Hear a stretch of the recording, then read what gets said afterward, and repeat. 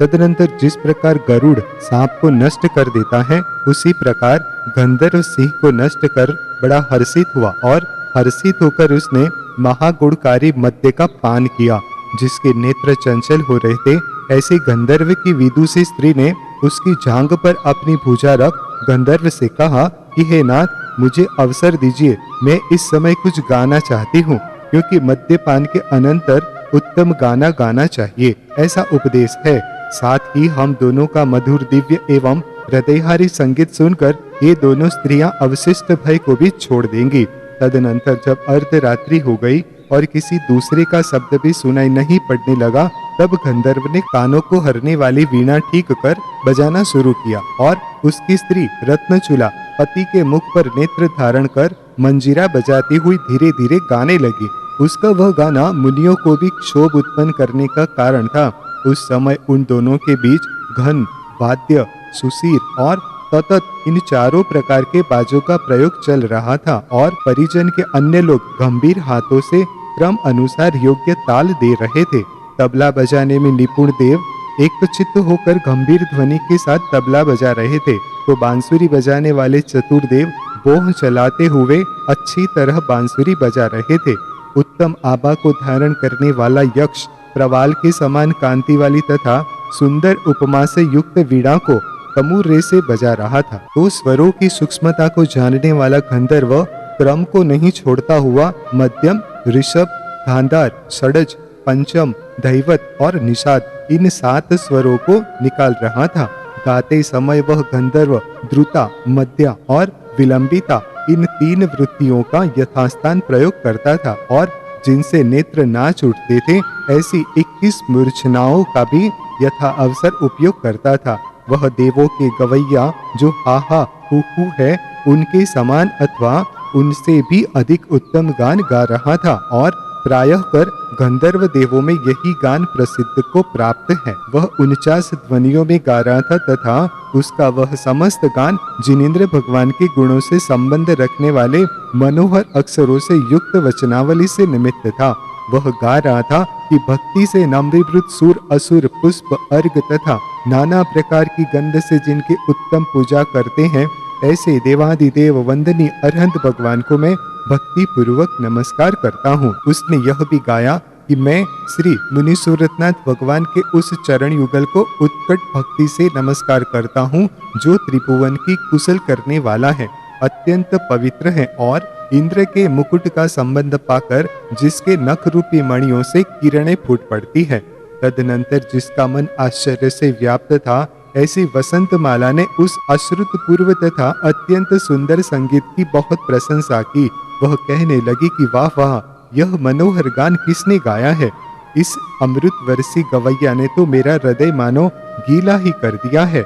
उसने स्वामिनी से कहा कि हे देवी, यह कोई देव है जिसने सिंह भगाकर हम लोगों की रक्षा की है, जिसके बीच में स्त्री का मधुर शब्द सुनाई देता था तथा जो संगीत के समस्त अंगों से सहित था। ऐसा यह कर्णप्रिय गाना जान पड़ता है, इसने हम लोगों के लिए ही गाया है। हे देवी, हे शोभने, उत्तम शील को धारण करने वाली, तू किसकी दया पात्र नहीं है?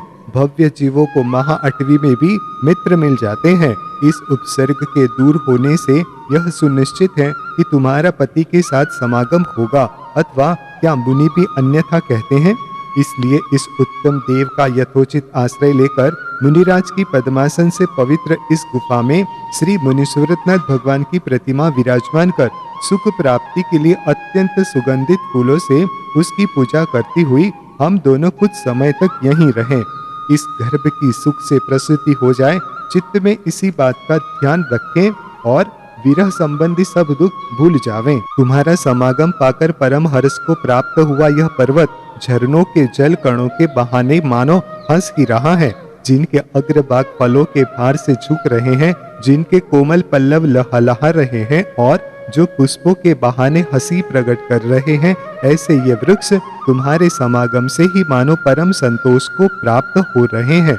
इस पर्वत के जंगली मैदान मोर, मैना, तोता तथा कोयल आदि की मधुर ध्वनि से ऐसे जान पड़ते हैं मानो वार्तालाप ही कर रहे हो, जिनमें गेरू आदि नाना धातुओं की कांति छाई हुई है, जिन पर वृक्षों के समूह वस्त्र के समान आवरण किए हुए हैं और जो फूलों की सुगंधि से सुवासित हैं, ऐसी इस पर्वत की गुफाएं स्त्रियों के समान सुशोभित हो रही है। तालाबों में जिनेंद्र देव की पूजा करने के योग्य जो कमल खिल रहे हैं, वे तुम्हारे मुख की समानता धारण करते हैं। हे स्वामिन, यहाँ धैर्य धारण करो, चिंता की वशीभूत मत हो। यहाँ देवता तुम्हारा सब प्रकार का कल्याण करेंगे। अब दिन के प्रारंभ में पक्षी चहक रहे हैं, सो ऐसा जान पड़ता है कि तुम्हारे शरीर की स्वस्थता जानकर हर्ष से मानो कोलाहल ही कर रहे हैं।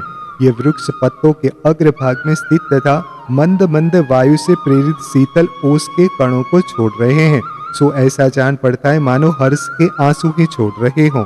तुम्हारा वृतांत जानने के लिए सर्वप्रथम दूती के समान रागवती लालिमा से युक्त संध्या को भेजकर अब पीछे से यह सूर्य स्वयं उदित हो रहा है। बसंत माला के ऐसा कहने पर अंजना ने उत्तर दिया कि हे सखी, मेरे समस्त बांधव तुम ही हो। तेरे रहते हुए मुझे यह वन नगर के समान है। जो मनुष्य जिसके आपत्ति काल, मध्यकाल और उत्सव काल अर्थात सभी अवस्थाओं में सेवा करता है, वही उसका बंधु है, तथा जो दुख देता है वह बंधु होकर भी शत्रु है। इतना कहकर वे दोनों गुफा में देवाधिदेव मुनि सूरतनाथ की प्रतिमा विराजमान कर उसकी पूजा करती हुई रहने लगी। विद्या के बल से उनके भोजन की व्यवस्था होती थी। जिनेंद्र भगवान की भक्ति से प्रतिदिन संगीत करता हुआ गंधर्व देव भी करुणा भाव से इन दोनों स्त्रियों की सबसे रक्षा करता था। अतनंतर किसी दिन अंजना बोली कि हे सखी, मेरे कुख चंचल हो रहे हैं और मैं व्याकुल सी हुई जा रही हूँ, यह क्या होगा? तब वसंत माला ने कहा कि हे शोभने, अवश्य ही तेरे प्रसव का समय आ पहुँचा है, इसलिए सुख से बैठ जाओ। तदनंतर वसंत माला ने कोमल पल्लवों से सैया बनाई, सो उस पर जिस प्रकार पूर्व दिशा सूर्य को उत्पन्न करती है, उसी प्रकार अंजना सुंदरी ने पुत्र उत्पन्न किया। पुत्र उत्पन्न होते ही उसके शरीर संबंधी तेज से गुफा का समस्त अंधकार नष्ट हो गया और गुफा ऐसी हो गई मानो सुवर्ण की ही बनी हो। यद्यपि वह हर्ष का समय था, तो भी अंजना दोनों कुलों का स्मरण कर दीनता को प्राप्त हो रही थी और इसीलिए वह पुत्र को गोद में ले रोने लगी। वह विलाप करने लगी कि हे वत्स, मनुष्य के लिए भय उत्पन्न करने वाले इस सघन वन में मैं तेरा जन्मोत्सव कैसे करूं? यदि तू पिता अथवा नाना के घर उत्पन्न हुआ होता तो मनुष्य की उन्मत्त बना देने वाले महा आनंद मनाया जाता। सुंदर नेत्रों से सुशोभित तेरे इस मुख चंद्र को देखकर संसार के किस सहृदय मनुष्य को आश्चर्य उत्पन्न नहीं होगा? क्या करूं? मैं मंदभागिनी सब वस्तुओं से रहित हूँ। विधाता ने मुझे यह सर्व दुखदायिनी अवस्था प्राप्त कराई है। चूंकि संसार के प्राणी सब वस्तुओं से पहले दीर्घ आयुष्य की ही इच्छा रखते हैं, इसीलिए हे वत्स, मेरा आशीर्वाद है कि तू उत्कृष्ट स्थिति पर्यंत जीवित रहे। तत्काल प्राण हरण करने वाले ऐसे जंगल में पड़ी रहकर भी जो मैं जीवित हूँ, यह तुम्हारे पुण्य कर्म का ही प्रभाव है। इस प्रकार वचन बोलती हुई अंजना से हितकारिणी सखी ने कहा कि हे देवी, चूंकि तुमने ऐसा पुत्र प्राप्त किया है, इसलिए तुम कल्याणों से परिपूर्ण हो। यह पुत्र उत्तम लक्षणों से युक्त दिखाई देता है। इसका यह शुभ सुंदर शरीर अत्यधिक संपदा को धारण कर रहा है। जिन पर भ्रमर संगीत कर रहे हैं और जिनके कोमल पल्लव हिल रहे हैं, ऐसे ये लताएं तुम्हारे पुत्र के जन्मोत्सव से मानो नृत्य ही कर रही है। उत्कट तेज को धारण करने वाले इस बालक के प्रभाव से सब कुछ ठीक होगा। तुम व्यर्थ ही खेद खिन्न न हो। इस प्रकार उन दोनों सखियों में वार्तालाप चल ही रहा था कि उसी क्षण आकाश में सूर्य के समान प्रभा वाला एक ऊंचा विमान प्रकट हुआ। तदनंतर वसंत माला ने वह विमान देखकर अंजना को दिखलाया, सो अंजना आशंका से पुनः ऐसा विप्रलाप करने लगी कि या यह मेरा कोई अकारण वैरी है जो पुत्र को छीन ले जाएगा, अथवा कोई मेरा भाई ही आया है। तदनंतर अंजना का उक्त विप्रलाप सुनकर वह विमान देर तक खड़ा रहा। फिर कुछ देर बाद एक दयालु विद्याधर आकाशांगण से नीचे उतरा। गुफा के द्वार पर विमान खड़ा कर वह विद्याधर भीतर घुसा। उसकी पत्नियां उसके साथ थी और वह मन ही मन संकित हो रहा था। वसंत माला ने उसका स्वागत किया। तदनंतर अपने सेवक के द्वारा दिए हुए सम आसन पर वह सुहृदय विद्याधर बैठ गया। तत्पश्चात क्षण पर ठहर कर अपनी गंभीर वाणी से मेघ गर्जना की शंका करने वाले चातकों को उत्सुक करता हुआ बड़ी विनय से स्वागत करने वाली वसंतमाला से बोला। बोलते समय वह अपने दांतों की कांति से बालक की कांति को मिश्रित कर रहा था। उसने कहा कि हे सुमार्यदे, बता यह किसकी लड़की है, किसकी शुभ पत्नी है और किस कारण इस महावन में आ पड़ी है। इसकी आकृति से निंदित आचार का मैल नहीं घटित होता, फिर यह समस्त बंधुजनों के साथ इस विरह को कैसे प्राप्त हो गई। अथवा यह संसार है, इसमें माध्यस्थ भाव से रहने वाले लोगों के पूर्व कर्मों से प्रेरित अकारण वैरी हुआ ही करते हैं। तदनंतर दुख के भार से अत्यधिक निकलते हुए वाष्पों से जिसका कंठ रुक गया था, ऐसी वसंतमाला पृथ्वी पर दृष्टि डालकर धीरे धीरे बोली कि हे महानुभाव, आपके वचन से ही आपके विशिष्ट शुभ हृदय का पता चलता है, क्योंकि जो वृक्ष रोग का कारण होता है उसकी छाया स्निग्ध अथवा आनंददायिनी नहीं होती है। चूंकि आप जैसे गुणी मनुष्य अभिप्राय प्रकट करने के पात्र हैं, अतः आपके लिए जिसे आप जानना चाहते हैं वह कहती हूँ, सुनिए। यह नीति है कि सज्जन के लिए बताया हुआ दुख नष्ट हो जाता है, क्योंकि आपत्ति में पड़े हुए का उद्धार करना यह महापुरुषों की शैली है। सुनिए, यह लोकव्यापी यश से युक्त निर्मल हृदय के धारक राजा महेंद्र की पुत्री है, अंजना नाम से प्रसिद्ध है, और जिसका चित्त गुणों का सागर है, ऐसे राजा प्रहलाद के पुत्र पवन वेग की प्राणों से अधिक प्यारी पत्नी है। किसी एक समय वह आत्मीय जनों की अनजान में इसके गर्भ धारण कर पिता की आज्ञा से युद्ध के लिए चला गया। वह रावण का मित्र जो था, यद्यपि यह अंजना निर्दोष थी, तो भी स्वभाव की दुष्टता के कारण दया शून्य मूर्ख सास ने इसे पिता के घर भेज दिया, परंतु अपकीर्ति के भय से पिता ने भी इसके लिए स्थान नहीं दिया। सो ठीक ही है, क्योंकि प्रायः कर सज्जन पुरुष मिथ्या दोष से भी डरते रहते हैं। अंत में इस कुलवती बाला को जब सब सहारों ने छोड़ दिया, तब वह निराश्रय हो मेरे साथ हरिणी के समान इस महावन में रहने लगी। इस सुहृदया की मैं कुल परंपरा से चली आई सेविका हूँ। सो सदा प्रसन्न रहने वाली इसने मुझे अपना विश्वास पात्र बनाया है।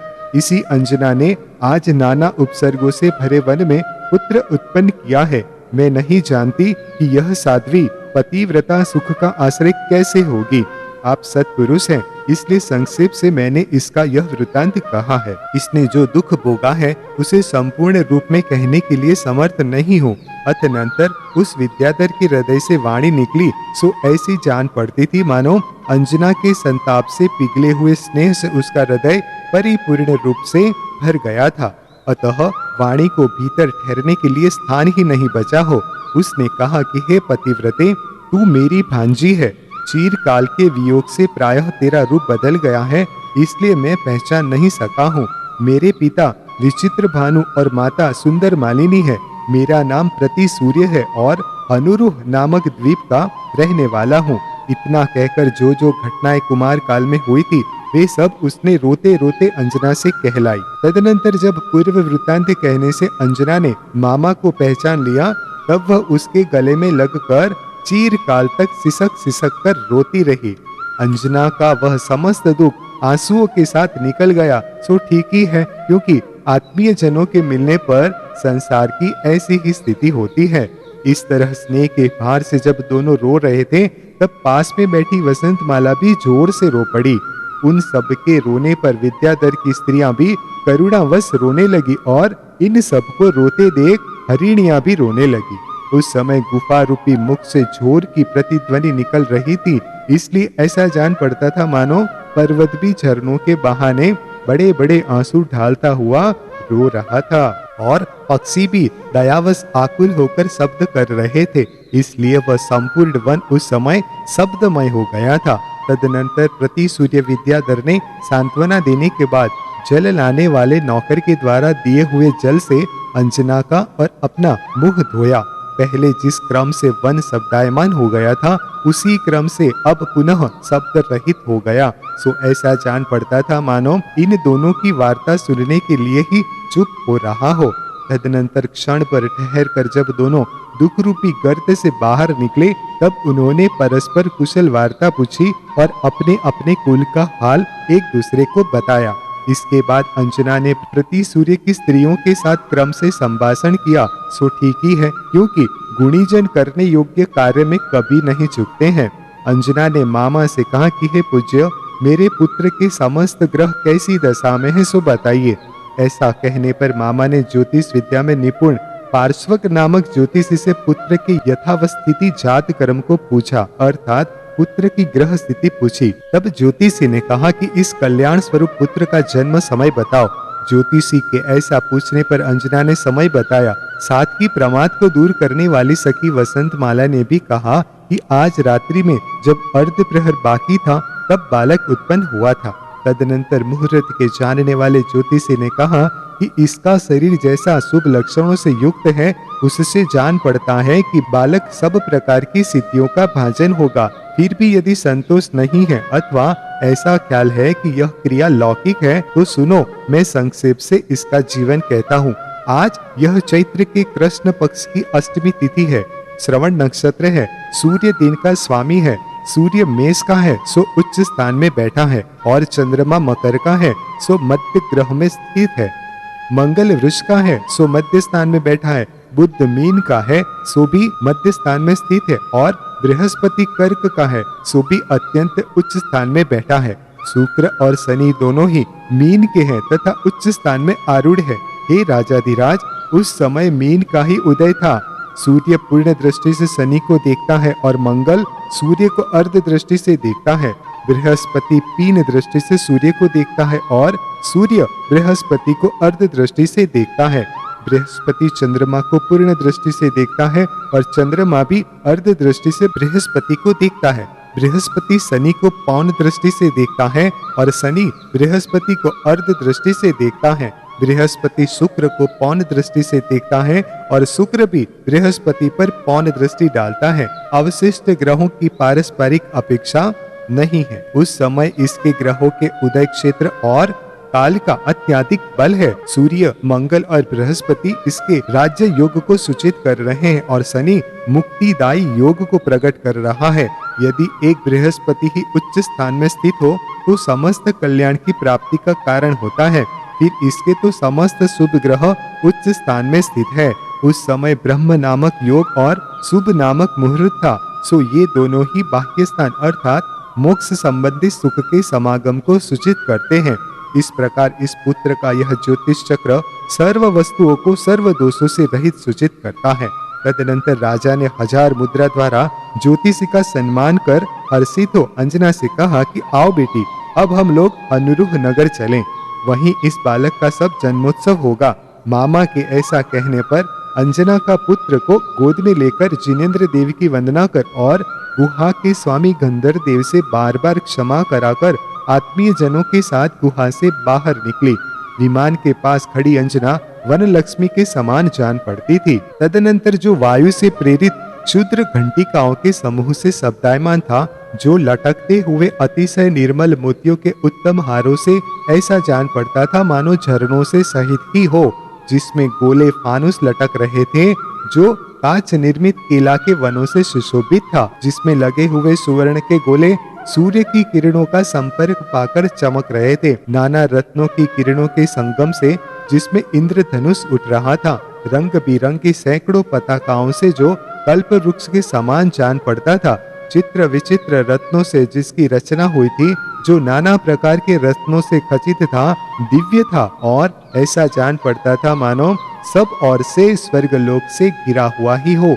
ऐसे विमान को देखकर कौतुक से मुस्कुराता हुआ बालक उछलकर स्वयं प्रवेश करने की इच्छा करता मानो माता की गोद से छूटकर पर्वत की गुफा में ही जा पड़ा। तदनंतर माता अंजना के साथ साथ सब लोग हाहाकार कर उस बालक का समाचार जानने के लिए शीघ्र ही विह्वल होते हुए वहां गए। अंजना ने दीनता से ऐसा विलाप किया कि जिसे सुनकर तिर्यंचों के भी मन करुणा से कोमल हो गए। वह कह रही थी कि हाय पुत्र, यह क्या हुआ? रत्नों से परिपूर्ण खजाना दिखाकर फिर उसे हरते हुए विधाता ने यह क्या किया? पति के वियोग दुख से ग्रसित जो मैं हूँ, सो मेरे जीवन का अवलंबन एक तू ही था, पर दैव ने उसे भी छीन लिया। तदनंतर सब लोगों ने देखा कि पतन संबंधी वेग से 1000 टुकड़े हो जाने के कारण जो महाशब्द कर रही थी, ऐसी शिला पर बालक सुख से पड़ा है। वह मुख के भीतर अंगूठा देकर खेल रहा है, मंद मुस्कान से सुशोभित है, चित्त पड़ा है, हाथ पैर हिला रहा है, शुभ शरीर का धारक है, मंद मंद वायु से हिलते हुए लाल तथा नीले कमल वन के समान उसकी कांति है, और अपने तेज से पर्वत की समस्त गुफा को पित्त वर्ण कर रहा है। तदनंतर निर्दोष शरीर के धारक बालक को आश्चर्य से भरी माता ने उठाकर तथा सिर पर सूंघ कर छाती से लगा लिया। राजा प्रतिसूर्य ने कहा कि ओहो, यह बड़ा आश्चर्य है कि बालक ने वज्र की तरह शिलाओं का समूह चूर्ण कर दिया। जब बालक होने पर भी इसकी यह देव अतिशयनी शक्ति है, तब तरुण होने पर तो कहना ही क्या है। निश्चित ही इसका यह शरीर अंतिम शरीर है। ऐसा जानकर उसने हस्तकमल सिर से लगा तथा 3 प्रदक्षिणाएं देकर अपनी स्त्रियों के साथ बालक के उस चरम शरीर को नमस्कार किया। प्रति सूर्य की स्त्रियों ने अपने सफेद, काले तथा लाल नेत्रों की कांति से उसे हंसते हुए देखा, सो ऐसा जान पड़ता था मानो उन्होंने सफेद, नीले और लाल कमलों की मालाओं से उसकी पूजा ही की हो। तदनंतर प्रति सूर्य पुत्र सहित अंजना को विमान में बैठाकर ध्वजाओं और तोरणों से सुशोभित अपने नगर की ओर चला। तत्पश्चात नाना मंगल द्रव्यों को धारण करने वाले नगरवासी लोगों ने जिसकी अगवानी की थी, ऐसे राजा प्रति सूर्य ने नगर में प्रवेश किया। उस समय नगर का आकाश तुरही आदि वादित्रों के शब्दों से व्याप्त हो रहा था। जिस प्रकार इंद्र का जन्म होने पर स्वर्ग में देवलोग महान उत्सव करते हैं, उसी प्रकार हनुरूह नगर में विद्याधरों ने उस बालक का बहुत भारी जन्मोत्सव किया। चूंकि बालक ने शैल अर्थात पर्वत में जन्म प्राप्त किया था और उसके बाद शैल अर्थात शिलाओं के समूह को चूर्ण किया था, इसलिए माता ने मामा के साथ मिलकर उसका श्री शैल नाम रखा था। चूंकि उस बालक ने हनुरूह नगर में जन्म संस्कार प्राप्त किए थे, इसलिए वह पृथ्वी तल पर हनुमान इस नाम से भी प्रसिद्धि को प्राप्त हुआ। जिसके शरीर की क्रियाएं समस्त मनुष्य के मन और नेत्रों को महोत्सव उत्पन्न करने वाली थी तथा जिसकी आभा देव कुमार के समान थी, ऐसा वह उत्तम कांति का धारी बालक उस नगर में क्रीड़ा करता था। गौतम स्वामी राजा श्रेणिक से कहते हैं कि हे राजन, पूर्व जन्म में संचित पुण्य कर्म के बल से प्राणियों के लिए पर्वतों को चूर्ण करने वाला वज्र भी फूल के समान कोमल हो जाता है। अग्नि भी चंद्रमा की किरणों के समान शीतल विशाल कमलवन हो जाती है और खड्ग रूपी लता भी सुंदर स्त्रियों की सुकोमल भुजलता बन जाती है। ऐसा जानकर दुख देने में निपुण जो पाप कर्म है उससे विरत हो और श्रेष्ठ सुख देने में चतुर जो जिनेंद्र देव का चरित है उसमें लीन हो जाओ। ओहो, हजारों रोग रूपी किरणों से युक्त यह जन्म रूपी सूर्य समस्त संसार को निरंतर बड़ी दृढ़ता के साथ संतप्त कर रहा है। अतनंतर गौतम स्वामी राजा श्रेणिक से कहते हैं कि हे मगध देश के मंडन स्वरूप श्रेणिक, यह तो मैंने तुम्हारे लिए महात्मा श्री शैल के जन्म का वृत्तांत कहा। अब पवनंजय का वृत्तांत सुनो। पवनंजय वायु के समान शीघ्र ही रावण के पास गया और उसकी आज्ञा पाकर नाना शस्त्रों से व्याप्त युद्ध क्षेत्र में वरुण के साथ युद्ध करने लगा। चीर काल तक युद्ध करने के बाद वरुण खेद खिन्न हो गया, सो पवनंजय ने उसे पकड़ लिया। खरदूषण को वरुण ने पहले ही पकड़ रखा था, सो उसे छुड़ाया और वरुण को रावण के समीप ले जाकर तथा संधि कराकर उसका आज्ञाकारी किया। रावण ने पवनंजय का बड़ा सम्मान किया। तदनंतर रावण की आज्ञा लेकर हृदय में कांता को धारण करता हुआ पवनंजय महासामंतों के साथ शीघ्र ही अपने नगर में वापस आ गया। उत्तम मंगल द्रव्यों को धारण करने वाले नगरवासी जनों ने जिसकी अगवानी की थी, ऐसा पवनंजय दैदीप्यमान ध्वजाओं, तोरणों तथा मालाओं से अलंकृत नगर में प्रविष्ट हुआ। तदनंतर अपना प्रारंभ किया हुआ कर्म छोड़ जरोखों में आकर खड़ी हुई नगरवासिनी स्त्रियों के समूह जिसे बड़े हर्ष से देख रहे थे, ऐसा पवनंजय अपने महल की ओर चला। तत्पश्चात जिसका अर्थ आदि के द्वारा सम्मान किया गया था और आत्मीय जनों ने मंगलमय वचनों से जिसका अभिनंदन किया था, ऐसे पवनंजय ने महल में प्रवेश किया। वहां जाकर इसने गुरुजनों को नमस्कार किया और अन्य जनों ने इसे नमस्कार किया। फिर कुशल वार्ता करता हुआ क्षण भर के लिए सभा मंडप में बैठा। तदनंतर उत्कंठित होता हुआ अंजना के महल में चढ़ा। उस समय वह पहले की भावना से युक्त था और अकेला प्रहसित मित्र ही उसके साथ था। वहां जाकर जब उसने महल को प्राण वल्लभा से रहित देखा, तो उसका मन क्षण एक में ही निर्जीव शरीर की तरह नीचे गिर गया। उसने प्रहसित से कहा कि मित्र, ये क्या है? यहाँ कमल नयना अंजना सुंदरी नहीं दिख रही है। उसके बिना यह घर मुझे वन अथवा आकाश के समान जान पड़ता है। अतः शीघ्र ही उसका समाचार मालूम किया जाए। तदनंतर आप्त वर्ग से सब समाचार जानकर प्रहसित ने हृदय को क्षुभित करने वाला सब समाचार जो का त्यों पवनंजय को सुना दिया। उसे सुन पवनंजय आत्मीय जनों को छोड़ उसी क्षण मित्र के साथ उत्कंठित होता हुआ महेंद्र नगर जाने के लिए उद्यत हुआ। महेंद्र नगर के निकट पहुंचकर पवनंजय प्रिया को गोद में आई समझ हर्षित हुआ। मित्र से बोला कि हे मित्र, देखो इस नगर की सुंदरता देखो, जहाँ सुंदर विभ्रमों को धारण करने वाली प्रिया विद्यमान है और जहाँ वर्षा ऋतु के मेघों के समान कांति के तारक उद्यान के वृक्षों से गिरी महलों की पंक्तियां कैलाश पर्वत के शिखरों के समान जान पड़ती है। इस प्रकार कहता और अभिन्न चित्त के धारक मित्र के साथ वार्तालाप करता हुआ वह महेंद्र नगर में पहुंचा। तदनंतर लोगों के समूह से पवनंजय को आया सुन इसका स्वसुर अर्घ आदि की भेंट लेकर आया। आगे चलते हुए स्वसुर ने प्रेम पूर्ण मन से उसे अपने स्थान में प्रविष्ट किया और नगरवासी लोगों ने उसे बड़े आदर से देखा। प्रिया के दर्शन की लालसा से इसने स्वसुर के घर में प्रवेश किया। वहां यह परस्पर वार्तालाप करता हुआ मुहूर्त भर बैठा, परंतु वहां भी जब इसने कांता को नहीं देखा तब विरह से आतुर होकर इसने महल के भीतर रहने वाली किसी बालिका से पूछा कि हे बाले, क्या तू जानती है कि यहाँ मेरी प्रिया अंजना है? बालिका ने यही दुखदाई उत्तर दिया कि यहाँ तुम्हारी प्रिया नहीं है। तदनंतर इस उत्तर से पवनंजय का हृदय मानो वज्र से ही चूर्ण हो गया। कान तपाए हुए खारे पानी से मानो भर गए और वह स्वयं निर्जीव की भांति निश्चल रह गया। शोक रूपी तुषार के संपर्क से उसका मुख कमल कांति रहित हो गया। तदनंतर वह किसी छल से स्वसुर के नगर से निकलकर अपनी प्रिया का समाचार जानने के लिए पृथ्वी में भ्रमण करने लगा। इधर जब प्रहसित मित्र को मालूम हुआ कि पवनंजय मानो वायु की बीमारी से ही दुखी हो रहा है, तब उसने दुख से अत्यंत दुखी होते हुए उसने सांत्वना के साथ कहा कि हे मित्र, खिन्न क्यों होते हो? चित्त को निराकुल करो, तुम्हें शीघ्र ही प्रिया दिखलाई देगी, अथवा यह पृथ्वी है ही कितनी सी। पवनंजय ने कहा कि हे मित्र, तुम शीघ्र ही सूर्यपुर जाओ और वहां गुरुजनों को मेरा यह समाचार बतला दो। मैं पृथ्वी की अनन्य सुंदरी प्रिया को प्राप्त किए बिना अपना जीवन नहीं मानता, इसलिए उसे खोजने के लिए समस्त पृथ्वी में भ्रमण करूंगा। यह कहने पर प्रहसित बड़े दुख से किसी तरह पवनंजय को छोड़ दीन होता हुआ सूर्यपुर की ओर गया।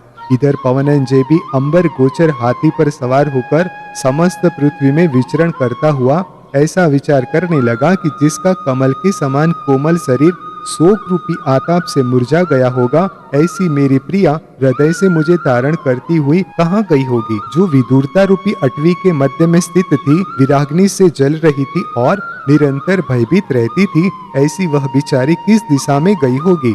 वह सती थी, सरलता से सहित थी तथा गर्भ का भार धारण करने वाली थी। ऐसा न हुआ हो कि वसंत माला ने उसे महावन में अकेली छोड़ दी हो, जिसके नेत्र शोक से अंधे हो रहे होंगे। ऐसी वह प्रिया विषम मार्ग में जाती हुई कदाचित किसी पुराने कुएं में गिर गई हो, अथवा किसी भूखे अजगर के मुंह में जा पड़ी हो, अथवा गर्भ के पार से क्लेशित तो थी ही, जंगली जानवरों का भयंकर शब्द सुन भयभीत हो उसने प्राण छोड़ दिए हो, अथवा विंध्याचल के निर्जल वन में प्यास से पीड़ित होने के कारण जिसके तालु और कंठ सूख रहे होंगे, ऐसी मेरी प्राण तुल्य प्रिया प्राण रहित हो गई होगी। अथवा वह बड़ी भोली थी, कदाचित अनेक मगरमच्छों से भरी गंगा में उतरी हो और तीव्र वेग वाला पानी उसे बहा ले गया हो, अथवा डाब की अनियों से विदीर्ण हुए जिसके पैरों से रुधिर बह रहा होगा, ऐसी प्रिया एक डग भी चलने के लिए असमर्थ हो मर गई होगी। अथवा कोई आकाशगामी दुष्ट विद्याधर हर ले गया हो। बड़े खेद की बात है कि कोई मेरे लिए उसका समाचार भी नहीं बतलाता, अथवा दुख के कारण गर्भभ्रष्ट हो आरिकाओं के स्थान में चली गई हो। धर्मानुगामिनी तो वह थी ही। इस प्रकार विचार करते हुए बुद्धि विवहल पवनंजय ने पृथ्वी में विहार कर जब समस्त इंद्रियों और मन को हरने वाली प्रिया को नहीं देखा। तब विरह से जलते हुए उसने समस्त संसार को सूना देख चित्त में मरने का दृढ़ निश्चय किया। अंजना ही पवनंजय की सर्व स्वभूत थी, अतः उसके बिना उसे न पर्वतों में आनंद आता था, न वृक्षों में और न मनोहर नदियों में ही। यूं ही पवनंजय ने उसका समाचार जानने के लिए वृक्षों से भी पूछा। सो ठीक ही है, क्योंकि दुखी जन विवेक से रहित हो ही जाते हैं। अथनंतर भूतरव नामक वन में जाकर वह हाथी से उतरा और प्रिया का ध्यान करता हुआ क्षण भर के लिए मुनि के समान स्थिर बैठ गया। सघन वृक्षों की शाखाओं के अग्रभाग उस पर पड़ते हुए घाम को रोके हुए थे। वहां उसने शस्त्र तथा कवच उतारकर अनादर से पृथ्वी पर फेंक दिए। अंबर गोचर नामक हाथी बड़ी विनय से उसके सामने बैठा था और पवनंजय अत्यधिक थकावट से युक्त थे। उन्होंने अत्यंत मधुर वाणी में हाथी से कहा कि हे गजराज, अब तुम जाओ, जहां तुम्हारी इच्छा चाहे भ्रमण करो।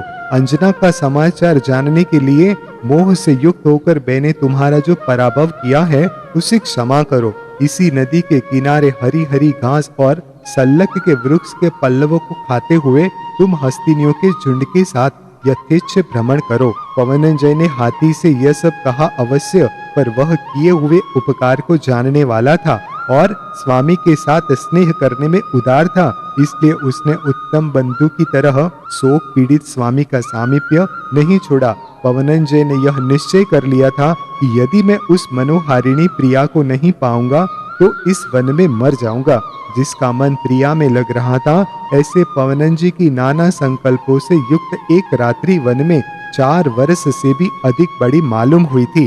गौतम स्वामी राजा श्रेणिक से कहते हैं कि हे राजन, यह वृत्तांत तो मैंने तुझसे कहा, अब पवनंजय के घर से चले जाने पर माता पिता की क्या चेष्टा हुई यह कहता हूँ, सो सुनो।